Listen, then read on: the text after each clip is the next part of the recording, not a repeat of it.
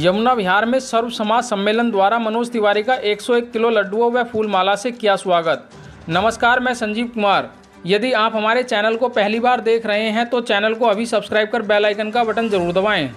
उत्तर पूर्वी दिल्ली लोकसभा की गोंडा विधानसभा के यमुना विहार सर्व समाज के द्वारा किया गया भव्य स्वागत के बाद भारतीय जनता पार्टी के कार्यकर्ताओं ने कहा, कांग्रेस के प्रत्याशी भारत के टुकड़े टुकड़े करने वाले कन्हैया कुमार को हराना है और हराना ही नहीं, उसकी जमानत जब्त भी करानी है।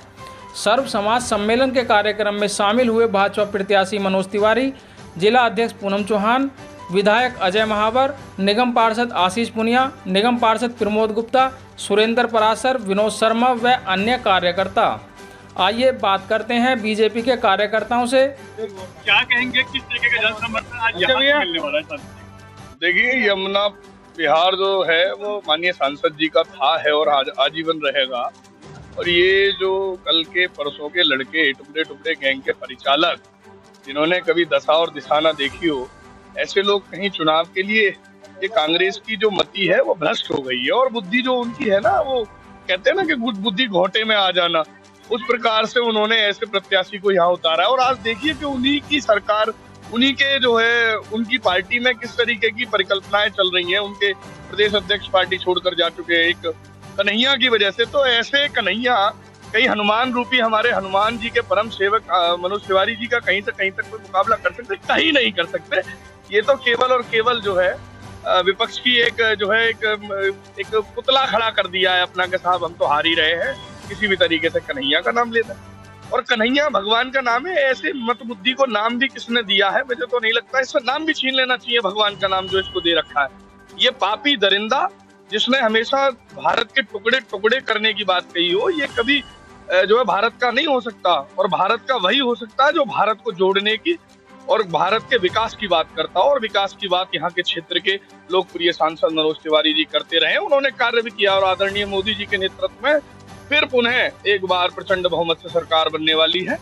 मैं तो उत्तर प्रदेश से आया हूँ, हनुमान दल का अध्यक्ष हूँ, और यही कहूंगा कि मैं हनुमान जी से प्रार्थना करता हूँ प्रतिदिन कि हनुमान रूपी हमारे आदरणीय प्रधानमंत्री जी को तीसरी बार पुनः फिर जो है संसद में बिठाएं और एक बार विश्व पटल पर भारत का नाम बहुत जो है जोरों शोरों से लिया जाए। और क्या इसको हम जीत का प्रतीक मान लें कि आज ही आपने लड्डू बांट दिए? 100 में 100%। हम तो बहुत कुछ करना चाहते थे और हमने उसको रोक दिया। इसलिए रोक दिया कि सामने वाले जो विपक्ष है वो ऐसा न समझने लगे कि बिल्कुल ही खत्म हो जाए। क्योंकि उन्होंने जो कैंडिडेट द्वारा है उसे कहते हैं कि हमारी भाषा में कि विनाश काले विपरीत बुद्धि, ये विनाश काले विपरीत बुद्धि हो गई है और ऐसा कैंडिडेट को यहाँ हमारे क्षेत्र में उतार दिया है। इसलिए हमारे मनोज तिवारी जी आज भी सांसद भी थे और आगे भी बहुत अच्छी तरह से वोटों से जीतने वाले हैं, कोई दिक्कत नहीं। जय हिंद, जय भारत। जिस तरीके से यूपी में योगी सरकार चल रही है, क्या दिल्ली में भी आने वाले दिल्ली सरकार बनेगी बीजेपी की और सांसद मनोज तिवारी पर जीतेंगे? सर्वप्रथम तो मैं दिल्ली की जनता को बधाई देता हूं कि वो पहले भी समझदार हैं और आज भी समझदारी के परिचय देते जा रहे हैं। जब दिल्ली में चुनाव होते तो हमारी 7 सीटें आती है। आदरणीय प्रधानमंत्री जी का जब चुनाव होता है तो दिल्ली का जो नागरिक है, एक एक आदमी, बशर्ते बस थोड़ा सा दिल्ली के जो नागरिक है उनको भी एक और थोड़ी समझ आई है। जो दिल्ली में केजरी खान नाम का एक व्यक्ति है जिन्होंने पागल बनाया हुआ है, जिन्होंने मुफ्त की बिजली, मुफ्त की चीजों में कुछ लोगों को मोहित कर लिया है, उन चीजों से अब हमारे लोगों का, जो दिल्ली वाले लोग हैं, उन चीजों से लोग मुक्त हो चुके हैं। अब लोग राष्ट्र हित में और सनातन के हित में देखते कि जिससे हमारे दिल्ली का फायदा होगा, इन चीजों को सोच के लोगों में बहुत कुछ बदलाव बाकी है। दिल्ली में सरकार बनेगी इस बार? दिल्ली में सरकार पूरे देश में 400 पार होने जा रहे हैं। हमारी जो जितने सांसद उम्मीदवार है, इसमें कहीं से कहीं तक कोई डाउट नहीं है और जनता समझ चुकी है कि हमारे देश के लिए प्रधानमंत्री कौन होना चाहिए, किसकी आवश्यकता है, किस प्रधानमंत्री ने दुनिया में इस भारत का मान सम्मान का डंका बजा दिया, जिसने मुस्लिम कंट्री में भी सनातनियों का हिंदू धार्मिक मंदिर बनवा दिया, ऐसे हमारे मोदी जी हैं। तो उनके लिए हर आदमी हमारा समझ चुका है। कहीं से कहीं तक हमारे कोई बहकावे में किसी टुकड़े टुकड़े गैंग के जो प्रत्याशी उतारे हैं, जो देश तोड़ने की बात करते हैं, ऐसे लोगों के कहीं भी चक्कर में जनता आने वाली नहीं है, ये निश्चित है। 5 लाख पार होंगे? हाँ, ये निश्चित है कि दिल्ली का जो माहौल है, दिल्ली के माहौल के अनुसार से मनोज तिवारी जी बहुत अच्छे बहुमत से जीतेंगे। और हमारी तो इच्छा ये है और ऐसी संभावनाएं हैं कि ये 5 लाख से 8 लाख के बीच में लीड करेंगे। और पूरे देश के अंदर अभी मैंने राजस्थान के चुनाव देखे हैं, वहाँ पर मैं पार्टी के कार्य के हिसाब से गया हुआ था वहां पर लोगों का जो उत्साह है, उनके दिमाग में केवल एक ही बात है कि भाजपा, नरेंद्र मोदी, वो किसी को नहीं जानते, वो केवल नरेंद्र मोदी को जानते हैं और उन्हीं को ही हर प्रकार से समर्थन दिया है और वहां से लगभग 100% सीटें भाजपा के पक्ष में आ रही हैं और शायद ऐसा ही लग रहा है कि पूरा देश ही भाजपा के पक्ष में है। धन्यवाद। इस बार कन्हैया कुमार को टक्कर दे रहे हैं या जमानत जब्त होने वाली बात आ रही है? देखिए, कन्हैया कुमार जी कहीं भी टक्कर में नहीं है।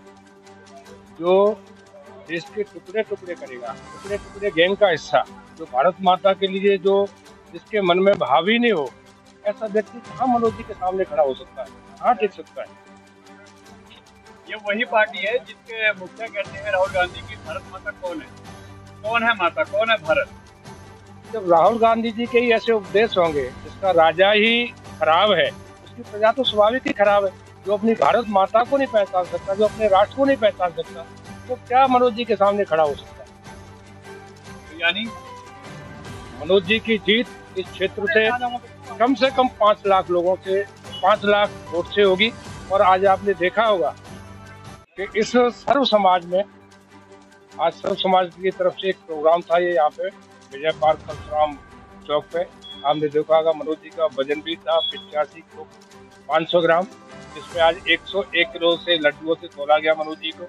और अपार भीड़ थी, आपने देखा, आपने कवरेज किया होगा, लोगों में उत्साह है। आप जहाँ भी जाओगे ना, मनोज तिवारी जी का डंका बज रहा है और उसमें कोई दो राय नहीं कि जो मनोज जी ने कार्य किए इस क्षेत्र के लिए, वो अभी तक किसी सांसद ने नहीं किए। बड़ी होने वाली है या टक्कर बराबर की? ये कहना कुछ गलत नहीं है कि जीत बड़ी या छोटी है नहीं, जीत होती है। और ये इतनी भारी बहुमतों से जीतने वाले हैं कि, और आप देख रहे होंगे चारों तरफ, क्योंकि आप मीडिया चारों तरफ का ध्यान रखते हैं, चारों तरफ आप लोगों को जाना होता है। इस भीड़ को देख कर कह सकते हैं, जैसे कि नारा चल रहा है 400 पार का, और मैं ये नहीं कह रहा कि इस बार 400 पार, अब की बार हर बार 400 पार। सनातन जाग चुका है, जनता जाग चुकी है, और मोदी जी का जो नेतृत्व चल रहा है वो सभी के लिए है। ऐसा नहीं है कि हिंदुत्व की बात की जाए, सभी के लिए विकास है। आप देखते होंगे जो एक कोरोना काल से जो राशन बढ़ता आ रहा है वो आज तक बढ़ता है, उसमें कहीं भेदभाव, कोई जाति प्रथा, कोई बिरादरीवादी, ऐसा कुछ भी नहीं है, सभी के लिए बराबर है। तो जनता जागरूक हो चुकी है, ये नहीं कि एक सनातनी जागरूक हो रहा है, कि सभी जानते हैं कि किसके लिए क्या है। 3 तलाक जो चला था हमारा, ये उससे हमारे मोमडन, मैं कह रहा हूँ इतनी जनता मोमडन इस टाइम बीजेपी की तरफ आकर्षित हुई है। उस हिसाब को देखते हुए 400 तो बहुत छोटी, 465 के आसपास हमारी आने वाली सीट और भारी मतों से। और हमारे जो मनोज तिवारी जी सांसद जी हैं, उनको जनता जानती है कि किस तरह से वो लोगों से व्यावहारिक रहते हैं। ऐसा लगता है नहीं कि एक सांसद आए हुए हैं, ऐसा लगता परिवार के मेंबर, जैसे कि आज अभी आए, सभी को गले लगाया, उनका इतना बिजी शेड्यूल चलते हुए तो भी उन्होंने टाइम दिया। और ये हमारा भी फर्ज बनता है, ये नहीं कि मनोज तिवारी जी, हमारे नरेंद्र मोदी जी देश के लिए बोलेंगे वोट दें। मत का दान होता है, विचारों का दान। तो हमारे जो विचार है 25 तारीख को हमें प्रकट करने और भारी बहुमतों से भाजपा को जीतने। इसी के साथ संजीव कुमार को दीजिए इजाज़त। फिर मिलते हैं किसी और नई खबर के साथ। आप देखते रहिए रोजाना टाइम्स, RTN 1 न्यूज़।